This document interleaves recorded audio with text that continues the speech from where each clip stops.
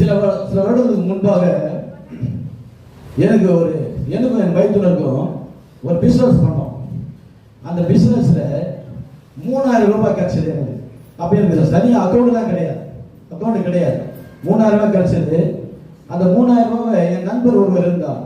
அவர் அக்கௌண்ட்ல போட்டு கொடுங்க, அந்த அமௌண்ட் என்ன பண்றேன் போட்டு கிளியரன்ஸ் பண்ணி கொடுங்கன்னு சொன்னேன்.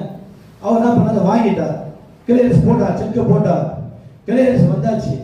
அப்போ நான் கேட்டேன், அந்த அமௌண்ட்டை எனக்கு எடுத்து கொடுங்கன்னு சொல்லும் போது அந்த அமௌண்ட்டை அந்த பேங்க் ஓனர் தர மாட்டேன்னு சொல்லிட்டார்.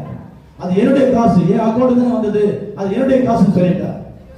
அப்போ நான் பரவாயில்ல நீ வச்சீங்கன்னு சொல்லிட்டேன். ஆனால் தொடர்ந்து அந்த குறிப்பிட்ட நபரோடு என் அன்பை வெளிப்படுத்தி கொண்டே இருந்தேன், அவரோட பழகி கொண்டே இருந்தேன், அவரோட பேசிக்கொண்டே இருந்தேன்.